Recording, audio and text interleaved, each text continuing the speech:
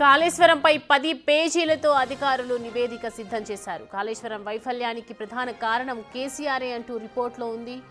దానికి సంబంధించిన బ్రేకింగ్ చూస్తున్నాం. Okay right. కాళేశ్వరంకి సంబంధించి క్యాబినెట్ మీటింగ్ కూడా నిర్వహించారు. అనంతరం అనేక ఆరోపణల తర్వాత అనేక డిస్కషన్స్ తర్వాత ఇటు 10 పేజీలతో అధికారులు దీనికి సంబంధించి ఓవరాల్గా నివేదికను సిద్ధం చేయడం జరిగింది. కాళేశ్వరం వైఫల్యానికి కాళేశ్వరంలో బ్యారేజ్ కుంగిపోవడానికి గల ప్రధాన కారణం కేసీఆర్ అంటూ ఒకవైపు అనుమానాలు వచ్చినప్పటికీ కూడా ఇవాళ నివేదికలో మాత్రం స్పష్టంగా క్లియర్గా కనిపిస్తూ ఉంది. మనకి కాళేశ్వరంపై 10 పేజీలతో అధికారులు నివేదిక సిద్ధం చేసిన వాటిలో వైఫల్యానికి సంబంధించి పూర్తిగా కారణం కేసీఆర్ అంటూ రిపోర్ట్ చెప్తుంది. మరి దీనికి సంబంధించి ఇన్వెస్టిగేషన్ ఏ విధంగా స్టార్ట్ చేస్తారు, ఏసీబీ ఆధ్వర్యంలో జరుగుతుందా అనే ప్రతి ఒక్కటి కూడా డీటెయిల్డ్గా మనకి తెలుస్తుంది. సో ప్రజెంట్ అయితే ఓవరాల్గా 10 పేజీలకు సంబంధించి అధికారులు నివేదిక అయితే సిద్ధం చేయడం జరిగింది. పూర్తిగా నివేదికకు సంబంధించి ఏదైతే గతంలో చూసుకున్నటువంటి విచారణలో కూడా అనేక రకాలుగా కేసీఆర్ చెప్పడం వల్ల ఇక్కడ స్టార్ట్ చేశాము, ఇక్కడ నిర్మించాము, ఇక్కడ అన్నీ ఆయన ఆధ్వర్యంలోనే జరిగాయని చెప్పడం జరిగింది. సో ప్రజెంట్ అయితే ఈ నివేదిక ఆధారంగా చూసుకుంటే కనుక పూర్తిగా కాళేశ్వరం వైఫల్యానికి సంబంధించి ఓవరాల్ మెయిన్ రీజన్ అయితే కేసీఆర్ అంటూ ఒకవైపు నివేదికలో కనిపిస్తూ ఉంది.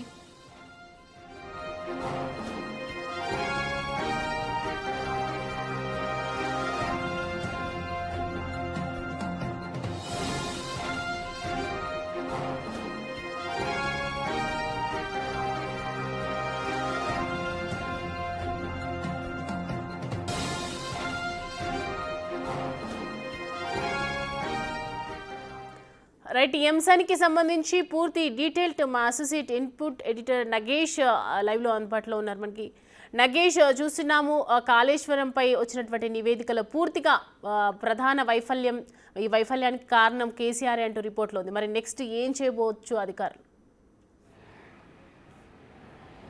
అంటే ఇవాళ దీనిపైనే మధ్యాహ్నం 2 గంటలకు క్యాబినెట్ మీటింగ్ జరగనుంది.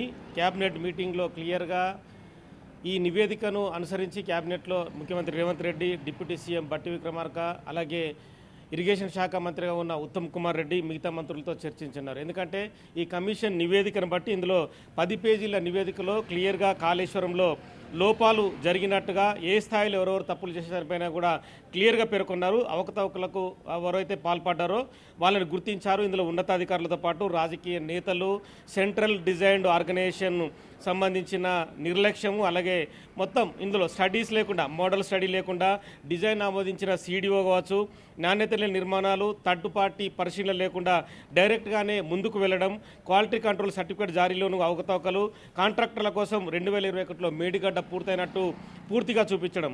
ఓవరాల్గా వచ్చిన ప్రైమరీ 10 పేజీల నివేదికలు కూడా ప్రతి ఒక్కరిని చూపించారు. ఇందులో చీఫ్ ఇంజనీర్ సీడీఓ ఉన్నారు, అలాగే engineers and chief engineer TSERL ఉన్నాడు, అలాగే ఇంజనీరింగ్ చీఫ్ కాళేశ్వరం ప్రాజెక్టు సంబంధించిన ఈఎన్సీ ఉన్నాడు, సూపరింటెండెంట్ ఇంజనీర్స్ ఉన్నారు, అలాగే ఎగ్జిక్యూటివ్ ఇంజనీర్లు ఈఈలు ఉన్నారు, deputy executive engineers and assistant engineers వాళ్ళు ఉన్నారు, అలాగే డిజైన్స్ వితౌట్ మోడల్ స్టడీస్ అని చెప్పి ఇందులో క్లియర్గా పేర్కొన్నారు. ఇందులో రెస్పాన్సిబుల్ పర్సన్లో పూర్ కన్స్ట్రక్షన్, అలాగే క్వాలిటీలో కూడా తీవ్రమైన తేడా, lack of third party vetting అని చెప్పి కూడా ఇందులో క్లియర్గా పేర్కొన్నారు. ఇన్ఫెక్టివ్ O&M అని చెప్పి కూడా ఇందులో రాశారు. Executive engineers and superintendent engineers కావచ్చు, అలాగే ఇందులో సబ్స్టాన్షియల్ కాంప్లీషన్ సర్టిఫికేట్ మేడిగడ్డ 9/9/2019 ఇచ్చిన సర్టిఫికేట్ సంబంధించి కూడా ఇందులో క్లియర్గా రాసుకొచ్చారు. ప్రతి విషయం కూడా ఇందులో ఇంజనీరింగ్ చీఫ్ O&M కావచ్చు, అలాగే డ్యామ్ సేఫ్టీ డివిజన్ కావచ్చు, ఇందులో శ్రీ మురళీధర్ ఈఎన్సీగా ఉన్న మొన్న రీసెంట్గా ఏసీబీ రైళ్లు జరిగిన మురళీధర్ 100 కోట్లు కాళేశ్వరం ప్రాజెక్టు అవినీతిలోనే సంపాదించడం ఆరోపణలతో ఏసీబీ రైడ్ చేసింది. దాదాపుగా 300 కోట్ల ఆస్తుల పైన గుర్తించింది. హరిరామ్ కూడా చీఫ్ ఇంజనీర్ PCSS ప్రాజెక్ట్, ఇతనిపైన కూడా ఏసీబీ దాడులు నిర్వహించింది. అవినీతి నిరోధక శాఖలో కూడా కోట్లాది రూపాయల ఆస్తులు బయటపడ్డ పరిస్థితి. అలాగే నరేందర్ రెడ్డి, టి శ్రీనివాస్ కావచ్చు, ఓంకార్ సింగ్ ఉన్నాడు. అలాగే క్లియర్గా ఇందులో పై అధికారులు, former principal secretary and IAS ఆఫీసర్ల పేర్లను కూడా ఎస్కే జోషి కమిషన్ పేర్కొంది. ఇందులో ఎస్కే జోషి IAS ప్రిన్సిపల్ సెక్రటరీని కూడా గవర్నమెంట్ ఆఫ్ ఇరిగేషన్గా పనిచేస్తూ ప్రాజెక్టు రూపకల్పన క్లియర్గా ముందుకు తీసుకెళ్లిన వ్యక్తులు ఇతనే ఉన్నారు. Surprise critical expert committee report that would be blocked Medigadda barrage అని చెప్పి ఇందులో క్లియర్గా పేర్కొన్నారు. స్మితా సబర్వాల్ అప్పుడు సీఎంఓలో చక్రం తిప్పిన అధికారి అడిషనల్ సెక్రటరీ టు సీఎం అని చెప్పి ఇందులో క్లియర్గా రాశారు. Failed to present crucial files before cabinet violated business rules అని చెప్పి ప్రతి బిజినెస్ రూల్స్లో క్యాబినెట్ మీటింగ్లో కానీ ఖచ్చితంగా కాళేశ్వరం ప్రాజెక్టు సంబంధించిన రిపోర్ట్ ఇవ్వడంలో కూడా స్మితా సబర్వాల్ కావాలనే తాత్సారం చేసిందని చెప్పి కూడా క్లియర్గా పేర్కొన్నారు. ఇందులో శ్రీ ఈటల రాజేందర్ అప్పటి ఆర్థిక శాఖ మంత్రిగా ఉన్న ఈటల రాజేందర్ నిధులు విడుదల చేయడంలో తన పాత్ర ఉందని చెప్పి the minister for finance and planning అని చెప్పి ఇందులో క్లియర్గా పేర్కొన్నారు. అంటే disowned financial responsibility deferred all accountability to KIPCL despite finance department being on KIPCL board. అంటే తను అధికారాలకు సంబంధించిన కాళేశ్వరం ప్రాజెక్టులో నిర్మాణం జరుగుతున్న క్రమంలో ఎల్ఎన్టీ కావచ్చు ప్రాజెక్టు రూపకల్పన జరుగుతున్న క్రమంలో ఫైనాన్షియల్ రెస్పాన్సిబిలిటీ లేకుండా ఈటల రాజేందరు డబ్బుల్ని ఇచ్చాడు అని చెప్పి క్లియర్గా ఇందులో ఈ కమిషన్ నివేదికలో పేర్కొన్నారు. దెన్ మినిస్టర్ ఫర్ ఇరిగేషన్ మినిస్టర్గా ఉన్న అప్పటి మాజీ మంత్రి హరీష్ రావు కూడా కాళేశ్వరం ప్రాజెక్టుని త్వరితగతిన పూర్తి చేయాలని చెప్పి ఇష్టం వచ్చిన రీతిలో ముందుకెళ్ళి ప్రజలకు చూడడం కోసం అయితే కాళేశ్వరం డిజైన్ పూర్తయిందని చెప్పి ఏ ఇంటర్నేషనల్ బీబీసీ ఛానల్తోనో పైన డ్రోన్ వీడియోలు చూపించి చేపించడం అనేది క్లియర్గా ఇక్కడ లోపాలు గుర్తించడం అర్థమవుతుంది. ఇరిగేషన్ మినిస్టర్గా ఉన్న హరీష్ రావు అక్కడికి వెళ్ళి కేవలం పైన అంటే యాక్టింగ్ అంటే నటనలో ఇదిగా ఉన్నట్టుగా అక్కడికి వెళ్ళి టోపీ పెట్టుకొని కాళేశ్వరం ప్రాజెక్టుని తానే నిర్మిస్తున్నట్టుగా చూపించాడని చెప్పి కూడా క్లియర్గా అర్థమవుతుంది. ఈ క్రమంలోనే ఇరిగేషన్ మినిస్టర్ ఉన్న మాజీ మంత్రి హరీష్ రావు కూడా తీవ్రమైన తప్పులకు పాల్పడ్డాడని చెప్పి ఈ రిపోర్ట్లో క్లియర్గా పేర్కొన్నారు. Gave random instructions without accountability under mind administrative ప్రాసెస్లో క్లియర్గా తప్పులు కనిపిస్తున్నాయని చెప్పి ఇందులో పేర్కొన్నారు. Held directly and vicariously accountant for irregularities in planning execution completion. So ప్రతి విషయంలో అంటే కాళేశ్వరం ప్రాజెక్టు నిర్మాణం జరుగుతున్న క్రమంలో క్లియర్గా ఇర్రెగ్యులారిటీస్ అనేది క్లియర్గా పేర్కొన్నారు. ఫైనాన్షియల్ ఇర్రెగ్యులారిటీస్ త్రో కేఐపిసిఎల్ అని చెప్పారు. Kaleshwaram project irrigation project corporation limited అని చెప్పి board members past present held responsible అంటే వీళ్ళందరూ కూడా ఖచ్చితంగా బాధ్యత వహించాలని చెప్పారు. Acting as loan facilitators without oversight misappropriating public money ప్రజల ధనాన్ని వృధా చేయడంలో వీళ్ళందరి పాత్రదారులని చెప్పి పేర్కొన్నారు. Ignoring project appraisals and revenue generation obligations.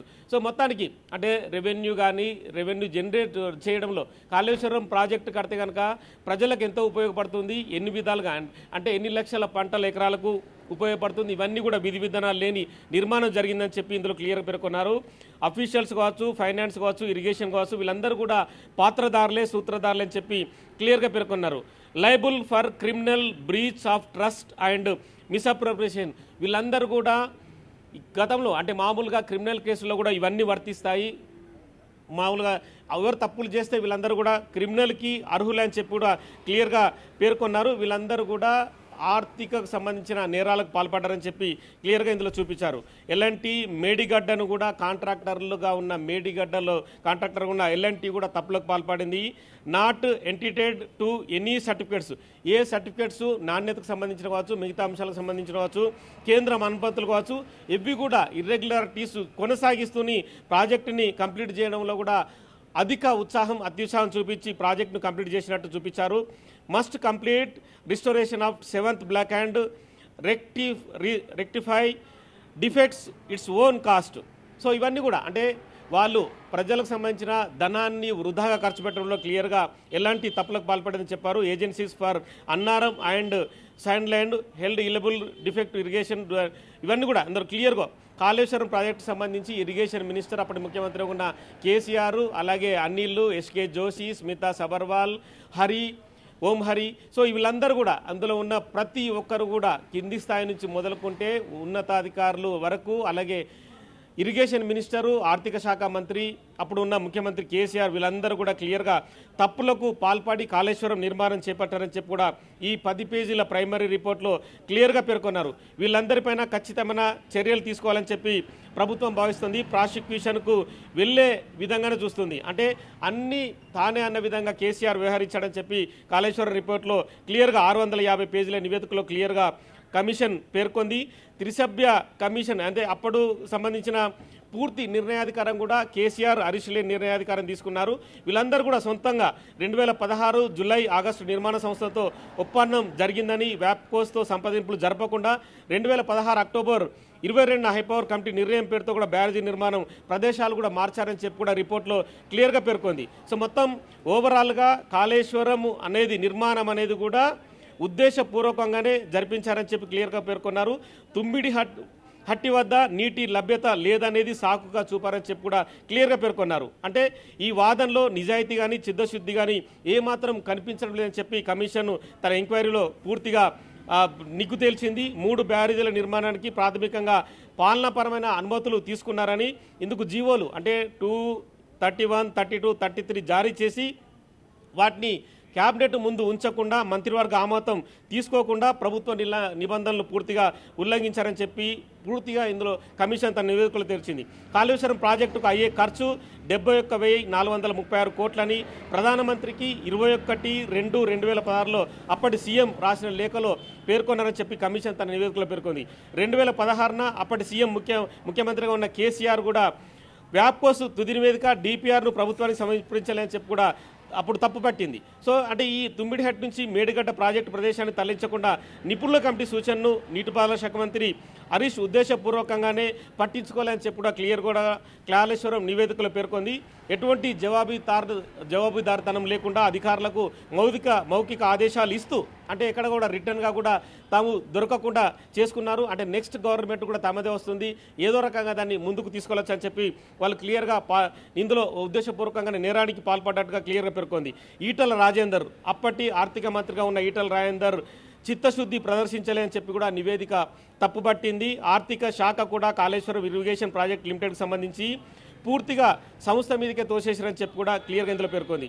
2 సార్లు కూడా అంచనాల్ని సవరిస్తూ కూడా కాళేశ్వరం నిర్మాణాన్ని ముందుకు తీసుకెళ్ళినట్టు కూడా సిడబ్ల్యూసి అప్పుడు బ్యారేజీల నిర్మాణం కావచ్చు, నిర్వహణ పద్ధతికి సంబంధించిన జరగాలని చెప్పి కేంద్ర జలవనరుల సంఘం కూడా సూచించింది. కానీ ఇవన్నీ కూడా ఈ మొత్తం ఇందులో సిడబ్ల్యూసి కూడా కొంత మేరకు వాళ్ళని కూడా లంసంగా మేనేజ్ చేసే పని రాష్ట్ర ప్రభుత్వం చేసిందని చెప్పి కూడా పేర్కొన్నారు. ప్రాజెక్టు నిర్మాణం వ్యయం మొదట 38,500 కోట్లు కాగా తర్వాత దాన్ని 71,436 కోట్లకు మార్చారు. తదుపరి 1,10,248.48 కోట్లకు పూర్తిగా తీసుకెళ్లారని చెప్పి పెంచేశారని చెప్పి నిర్మాణ సంస్థలకు అనుచితంగా లబ్ధి చేకూర్చడానికి పలు దఫాలుగా ప్రాజెక్టు నిర్మాణం పెంచారని చెప్పి కూడా క్లియర్గా పేర్కొన్నారు. సుందిల్లా, అన్నారం బ్యారేజీల స్థలాలు కూడా మార్చారని చెప్పి కూడా ఇందులో క్లియర్గా పేర్కొన్నారు. ఇందులో బ్యారేజీల పొడవు కానీ ఫ్లడ్ బ్యాంకులు కానీ డిజైన్లలో మార్పులు కానీ క్లియర్గా ఎక్కడ కూడా సరిగా లేవని చెప్పి క్లియర్గా కమిషన్ తన వీళ్ళ తప్పుల్ని కూడా క్లియర్గా చూపించింది. ప్రాజెక్టు వ్యయాలు కానీ ముబ్బడిగా పెంచడం, నిర్మాణ సంస్థలకు అనుచితంగా లబ్ధి చేకూర్చడం కోసమే కమిషన్ల కోసమే పూర్తిగా పనిచేశారు. మేడిగడ్డ నిర్మాణం పూర్తి కాకుండానే పూర్తయినట్లు నిర్మాణ సంస్థకు ధృవీకరణ పత్రం ఎలా ఇస్తారని చెప్పి కూడా కమిషన్ తప్పుపట్టింది. బ్యారేజీలో లోపాలు బయటపడినా, లీకేజీలు కనిపించినా కూడా వాటిని పట్టించుకోకుండా వాళ్ళు అంటే రాష్ట్రంలోని జీవనాడి అని తెలంగాణలో కాళేశ్వరం పారితేనే ప్రజలకు లబ్ధి చేకూరుతుందని చెప్పి మభ్యపెట్టారని చెప్పి కూడా నివేదికలో పేర్కొంది.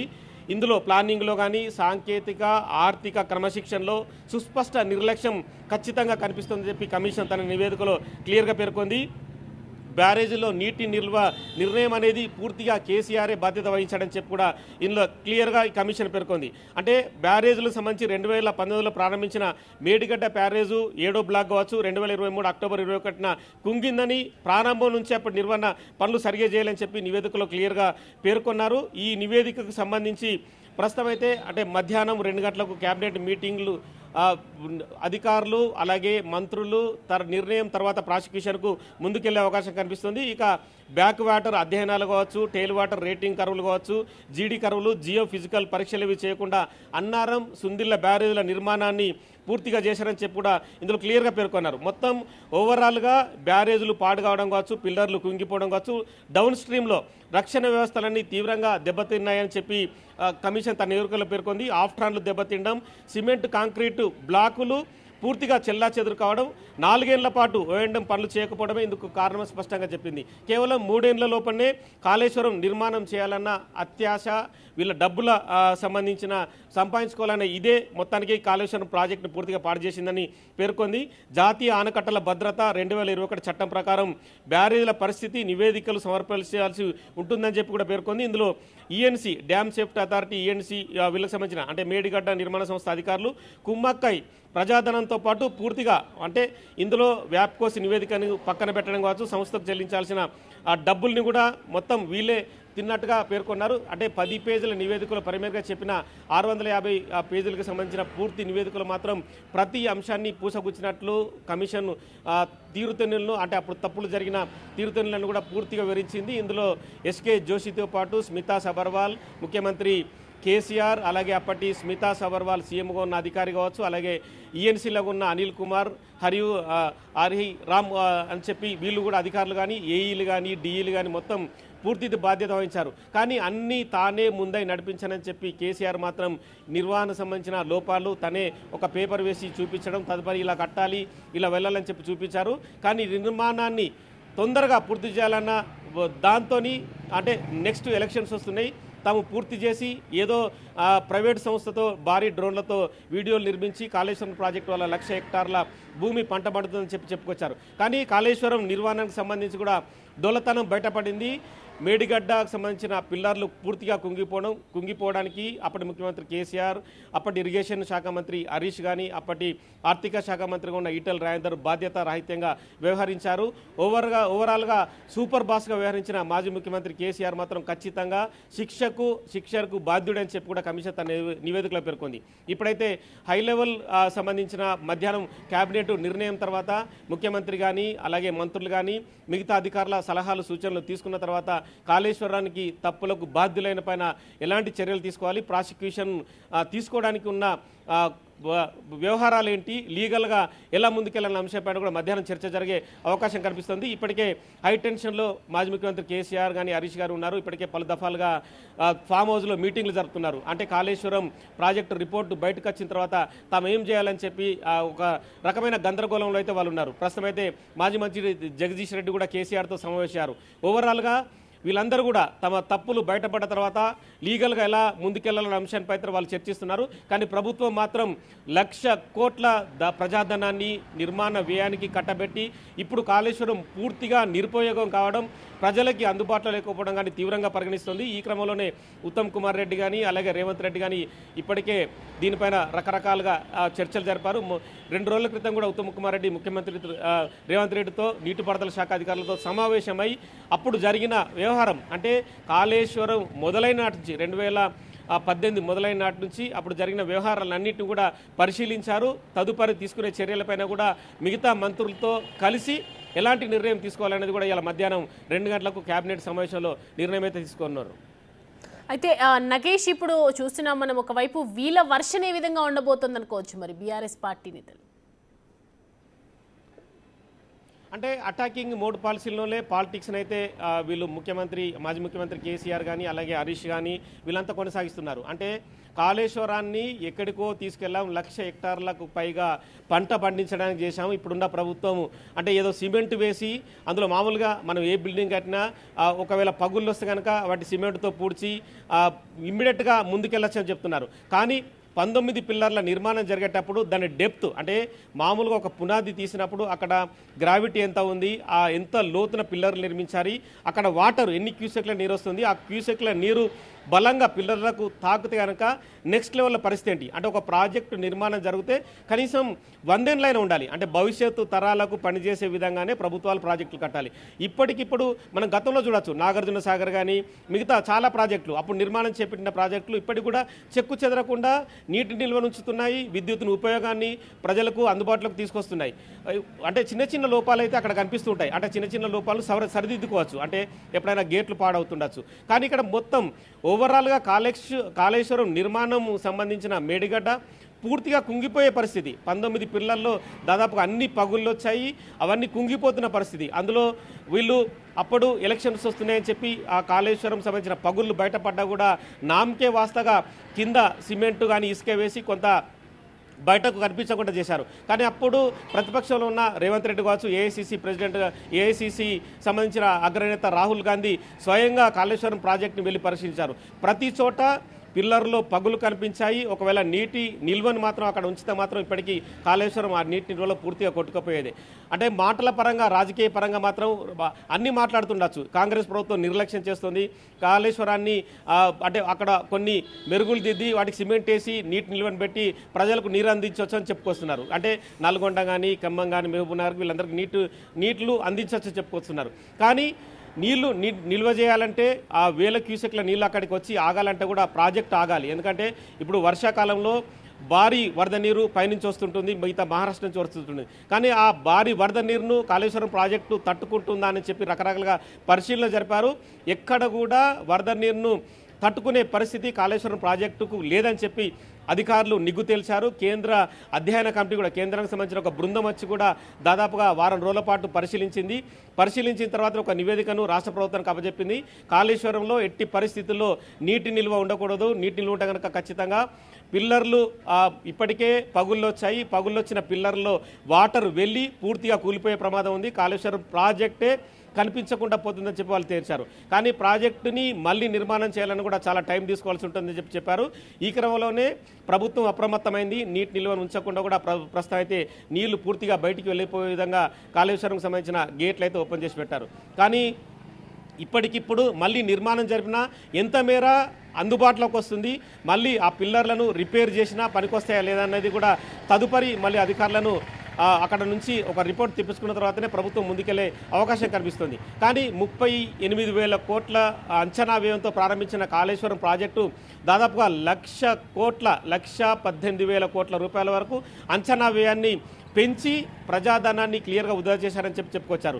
ఫస్ట్ 38,000కి ఎస్టిమేట్ చేశారు, తర్వాత 78,000కి వెళ్ళింది, తర్వాత 1,18,000 కోట్లకు వెళ్ళింది. సో ఇన్ని దఫాలుగా పెంచడానికి గల కారణాలు అనేది స్పష్టంగా అర్థమవుతుంది. కాళేశ్వరం ప్రజలకు ఉపయోగపడకుండా కేవలం ప్రజాధనాన్ని తమ సొంత అవసరాలకు వాడుకునే విధంగా చేశారని అర్థమవుతుంది. మొన్నటికి మొన్న ఏసీబీ దాడుల్లో కూడా అంటే ఈఎన్సీ అనిల్ కుమార్ కానీ హరి ఓం పైన దాడులు జరిగాయి. మిగతా వాళ్ళపైన దాడులను చూస్తే కనుక ఖచ్చితంగా కాళేశ్వరం అనేది నిరుపయోగం అనేది వాళ్ళ దాడుల మాట అర్థమవుతుంది. ఒక్కొక్కరు 300-400 కోట్ల ఆస్తులు కూడా పెట్టుకున్నారు. హైదరాబాదు కానీ, వరంగల్ కానీ, ఖమ్మం కానీ వివిధ చోట్ల ఫ్లాట్లు, విల్లాలు, మోకిల్లాలు, ఎకరాల భూములు.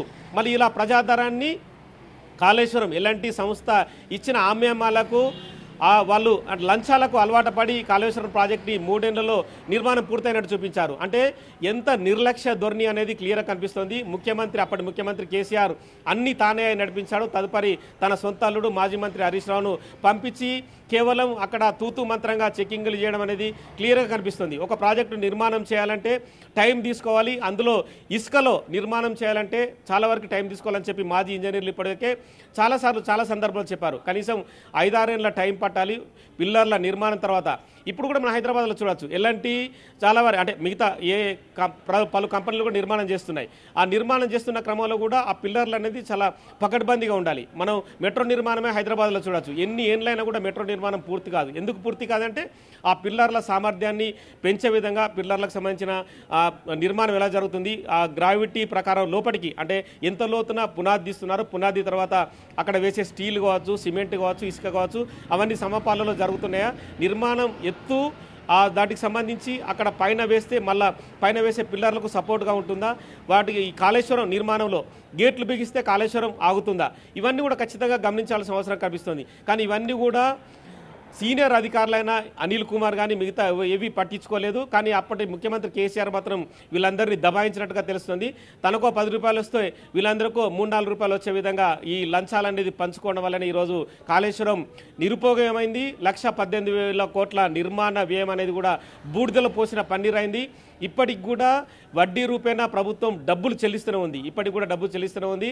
ఆ పవర్ ఉత్పత్తి జరగకుండా కూడా ఒకవేళ కాళేశ్వరం ఉపయోగంలో ఉన్నా కూడా పవర్ ఉత్పత్తికే దాదాపుగా 10,000 కోట్లు అవుతాయని చెప్పి అప్పుడే వాళ్ళు బయటకు చెప్పారు.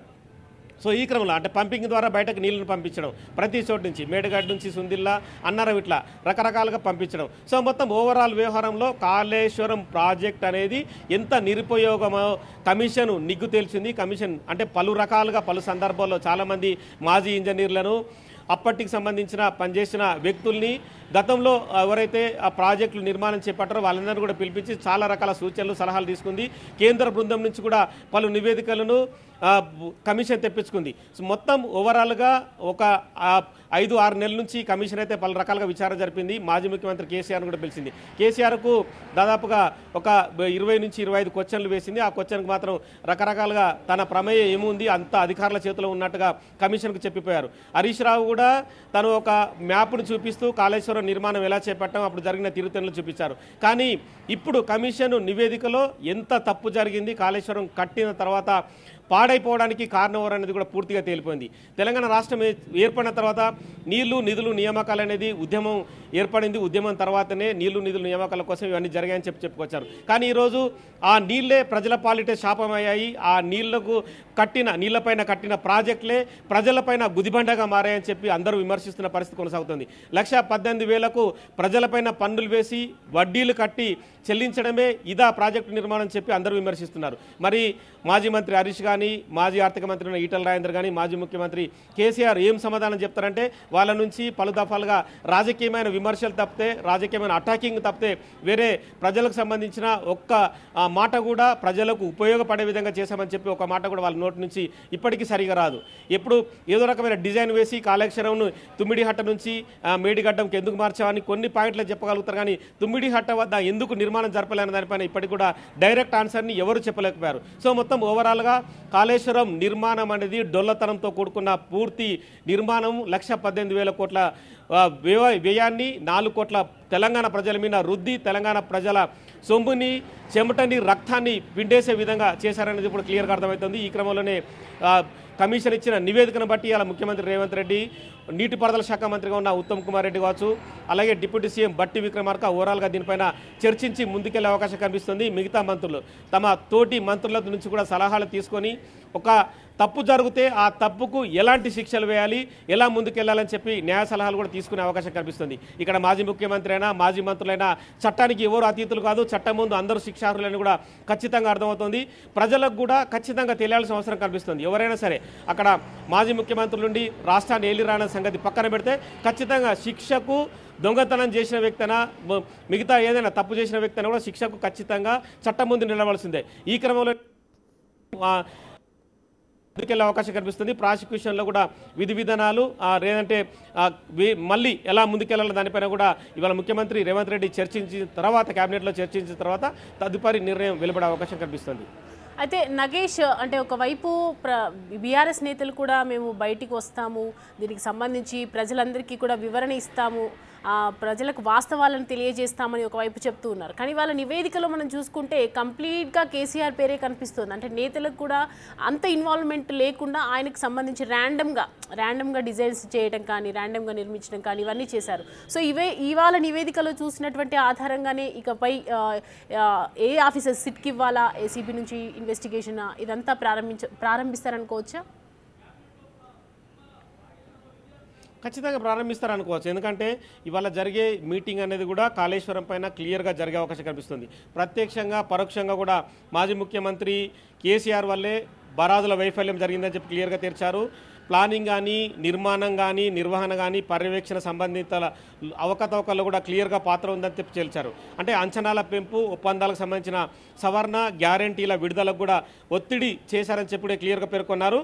KIPCL ముసుగులో కూడా గత ప్రభుత్వం పూర్తిగా అక్రమాలకు పాల్పడిందని చెప్పి కూడా నివేదికలో పేర్కొన్నారు. అంటే ఓవరాల్గా కాళేశ్వరానికి సంబంధించి అప్పటి నీటిపారుదల శాఖ ముఖ్య కార్యదర్శిగా ఉన్న శైలేంద్ర కుమార్ జోషి కానీ, సీఎం కేసీఆర్ అదనపు ముఖ్య కార్యదర్శిగా ఉన్న స్మితా సబర్వాల్ కానీ, నీటిపారుదల మాజీ ENC అనిల్ కుమార్ కానీ, మిగతా ENC హరిరామ్ల పాత్ర బరాజుల ప్లానింగు, నిర్మాణాలు, పనుల నిర్వహణ, పర్యవేక్షణ సంబంధించిన అవకతవకలు పూర్తి పాత్ర ఉందని చెప్పి క్లియర్గా తీర్చారు. అంటే కాంట్రాక్టర్లతో ఒప్పందాల సవరణ, వారికి ఫైనాన్షియల్ గ్యారంటీలు విడుదల విషయంలో కూడా అధికారులపై కేసీఆర్ ఒత్తిడి తీసుకురావడం, మొత్తం ఓవరాల్ వ్యవహారంలో మేడిగడ్డ బరాజు 2023 అక్టోబర్ 21న కుంగిపోగా వాటికి సంబంధించి తదుపరి తాము ఎట్లా బయటపడాలనే దానిపైన కూడా వాళ్ళది మీరన్నట్టుగా ప్రతిపక్ష పార్టీగా వాళ్ళు కాళేశ్వరాన్ని ప్రజల కోసం తీసుకొచ్చాము, ప్రజలకు ఉపయోగపడే విధంగా ముందుకెళ్ళమంటున్నారు. అంటే అక్కడ జరిగిన నిర్మాణాన్ని చాలా తక్కువ స్థాయిలో చూపిస్తున్నారు. అంటే కేవలం పగుళ్ళు జరిగాయి, పగుళ్ళకు కనుక సిమెంటు కాంక్రీట్ వేస్తే మళ్ళీ ఆ ప్రాజెక్టుని ప్రజల అవసరాలకు తీసుకురావచ్చు అని చెప్తున్నారు. కానీ దాదాపుగా 19కి సంబంధించిన పిల్లర్లలో ఒక్కొక్క పిల్లరు ఎత్తు, వాటికి సంబంధించిన విడుతు కావచ్చు, మిగతా అంశాలన్నీ కూడా ఖచ్చితంగా ఇంజనీర్లు ఎప్పటికప్పుడు పరిశీలించాలి. ఆ ప్రాజెక్టు నిర్మాణం జరుగుతున్నప్పుడు ప్రాజెక్టులోకి భారీ ఎత్తున వరద నీరు వస్తుంటుంది. వరద నీరు ద్వారా ప్రాజెక్టు కుంగిపోతుందా, పూర్తిగా ఆ వరద నీరు భారీగా వస్తే కనుక కొట్టుకుపోతుందన్న విషయాన్ని కూడా ఇందులో నిర్వహణ లోపాన్ని క్లియర్గా చూపించారు.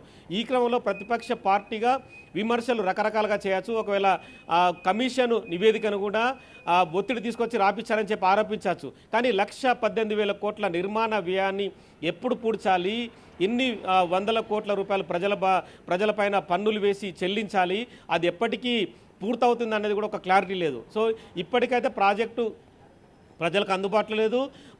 కట్టిన 3 ఏళ్లకే కుంగుబాటు, అలాగే పిల్లర్ల పగుళ్ళు ఇవన్నీ వచ్చిన తర్వాత ప్రాజెక్టు ప్రస్తుతం అందుబాటులోకి లేదు.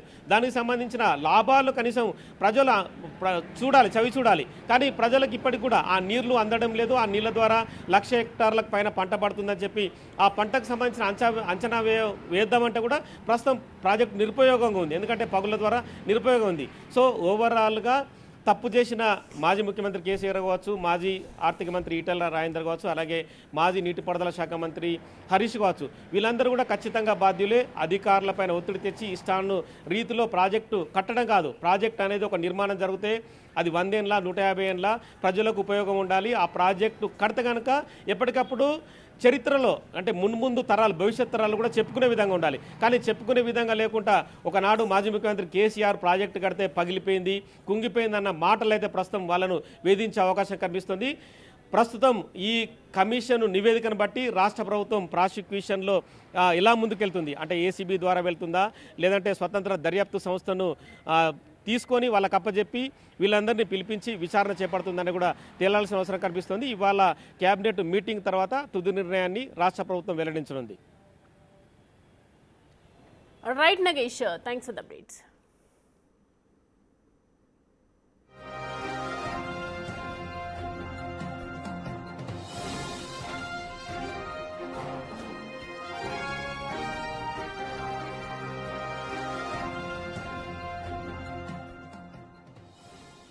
రైట్, చూస్తున్నాం కదా కాళేశ్వరంపై 10 పేజీలతో అధికారుల నివేదిక సిద్ధమైంది. ప్రస్తుతం ఆ నివేదిక నా చేతిలో ఉంది. సో దానికి సంబంధించి చూద్దాం మనం ఎందుకు రెస్పాన్సిబుల్ అని చెప్తూ ఉన్నారు. దానికి సంబంధించి కొన్ని అంశాలను కూడా మనకి